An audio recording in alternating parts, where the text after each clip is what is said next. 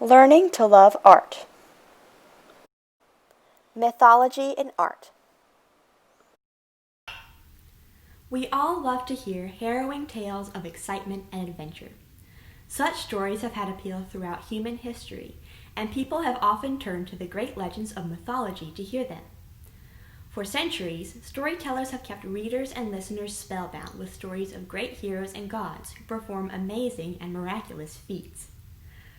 One particular mythological story featuring the adventures of powerful gods is the Ramayana, an Indian epic poem written around 300 BC that is still very famous in Southeast Asia today. In this lesson, we are going to look at how artists have illustrated this beloved story over the course of many centuries. Our first piece of art is called Rama's Court, and it is from a folio of illustrations telling the story of the Ramayana. It was made by an unknown artist in the late 18th century. This piece of art gives us a good idea of who the good guys in this story are. The blue man with the crown on his head is the Prince Rama, who, as we will see, is the hero of the story.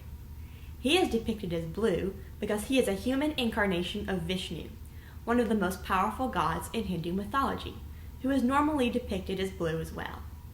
You may notice that Rama is holding a bow in his hand.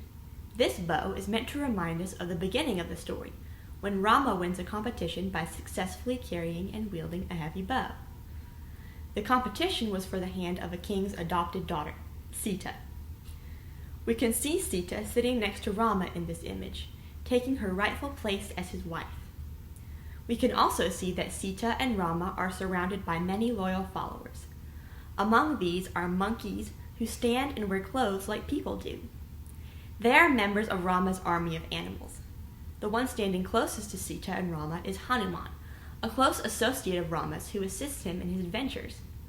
Since this image has laid out so many of the important characters in the story, it is easy to see why it would be useful in illustrating the story.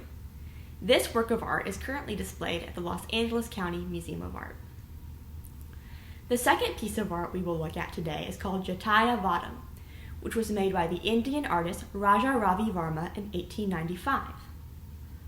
Unlike the previous piece of art, which illustrated the main characters of the story at rest, this painting is an action scene depicting the catalyst for the main plot of the story. Here, the evil demon king Ravana abducts Sita, despite the best efforts of the brave vulture demigod Jatayu to save her. We can see that there is a lot going on here. Jatayu is boldly brandishing his claws in an effort to fight off Ravana, and Ravana has sliced off Jatayu's wing. It is understandable why Sita is covering her eyes with fear. It is important to note that Ravana is widely believed by Hindus to have 10 heads.